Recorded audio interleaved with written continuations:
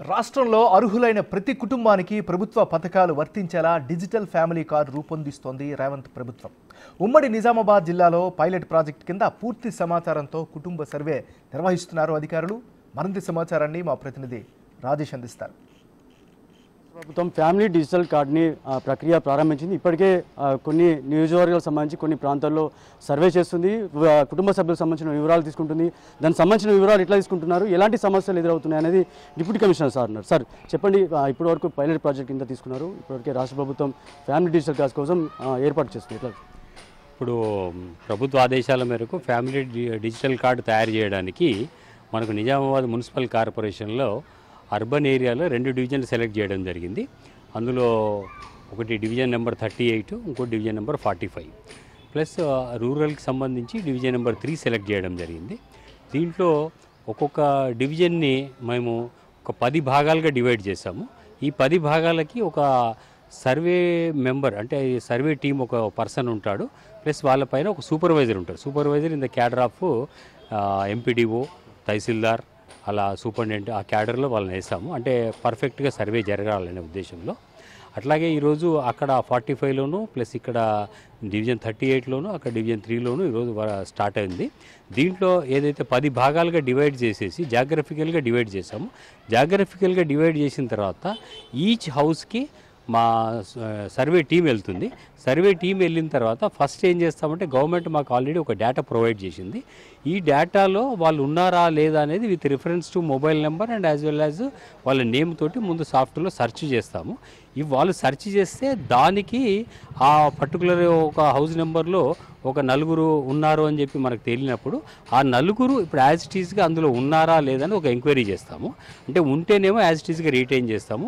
లేదంటే అందులో డిలీషన్ ఏమన్నా మాకు ఈ 4 సభ్యుల్లో ఒకరు పెళ్లి చేసుకొని వెళ్ళిపోయారన్నారు అనుకోండి, అది డిలీట్ చేసుకుంటూ దానికి రిమార్క్స్ రాసుకుంటాము. ఎవరైనా ఫర్ దురదృష్టవతో ఎవరైనా చనిపోయారు అనుకోండి, అది కూడా డిలీట్ చేసుకుంటూ రిమార్క్స్ చనిపోయారని రాస్తాం.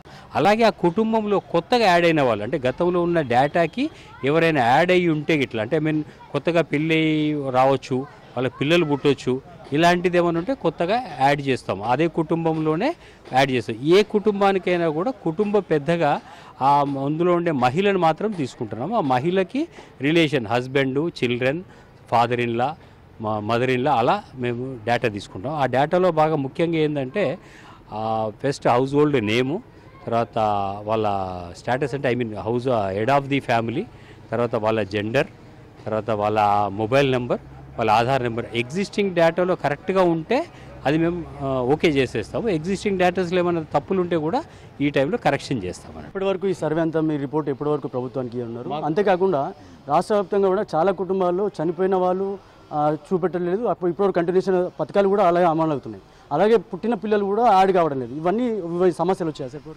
ఇప్పుడు మేము చేసేది అదే, ఒక కుటుంబాన్ని సమగ్రంగా, అంటే కుటుంబంలో ఎవరెవరు ఉంటారో, తల్లి, తండ్రి, పిల్లలు, వాళ్ళ ఎల్డర్స్ ఉంటే వాళ్ళ అత్తమామ, ఇప్పుడు కుటుంబ మహిళను మనం పెద్దగా తీసుకుంటాం కాబట్టి వాళ్ళ అత్తమామ, అలా ఇప్పుడు యాజ్ ఆన్ టుడే ఎవరున్నారనేది ఒకటి తీసుకుంటాము. ఎగ్జిస్టింగ్ డేటాలో ఆల్రెడీ ఒక ఎక్స్ ఉన్నారు, ఈ ఎక్స్ చనిపోయినప్పుడు కూడా దాన్ని ఏం చేస్తామంటే దాంట్లో డిలీట్ రాసేసుకుంటాం. డిలీట్ చేసినప్పుడు రీజన్ ఏంటి అనేది కూడా రాసుకుంటాం. అట్లాగే ఇంకోటి ఏంటంటే, కొద్దిమంది ఇప్పుడు లాస్ట్ సర్వే ఇవన్నీ చాలా కాలం అయిపోయింది. ఇంత లోపల ఏంటంటే వాళ్ళ ఏజ్ పెరిగిపోయి వాళ్ళు పెళ్ళిళ్ళు చేసుకొని పక్కకి వెళ్ళిపోయి ఉండొచ్చు. అలాంటి వాళ్ళు కూడా మేము దాన్ని డిలీషన్ రాసుకుంటాము. డిలీషన్ రాసుకొని దానికి మేము రీజన్స్ రాసుకుంటాం. డిజిటల్ కార్డులో ఏవే పథకాలు అమలు కానున్నాయి, ప్రజలకు ఎలాంటి ఉపయోగాలు ఉన్నాయి? ఆ పథకాల విషయంలో ఇప్పటి వరకు అయితే మనకి వెళ్ళలేదు. కుటుంబాన్ని మనం ఐడెంటిఫై చేయడానికి సమగ్రంగా కుటుంబం అంటే ఏంటి, ఆ కుటుంబాలు ఎవరెవరు ఉన్నారు, ఎవరు లేరు, ఎవరు ఉన్నారు అనేది అది మాత్రమే సర్వే అవుతుంది. ఫ్యామిలీ డిజిటల్ కార్డు పేరుతో సర్వే చేస్తున్నారు. ఒకవేళ ఇది సక్సెస్ అయితే కనుక ప్రతి కుటుంబంలో చాలా వరకు పథకాలు అమలు అవుతాయి. దానికి బెనిఫిట్స్ కూడా ఎవరైతే కుటుంబ సభ్యులు ఉన్నారో వాళ్ళు కూడా ఉపయోగపడుతుంది. అంతేకాకుండా కుటుంబంలో ఆధార్ కార్డు సంబంధించిన వాళ్ళంతా కూడా సహకరించాలి. ఎవరైతే చనిపోయారో, ఎవరైతే పుట్టిన పిల్లలు ఎవరైతే ఉన్నారో వాళ్ళు యాడింగ్ లేదు. చాలా సంవత్సరాలు ఇదంతా పెండింగ్ ఉంది.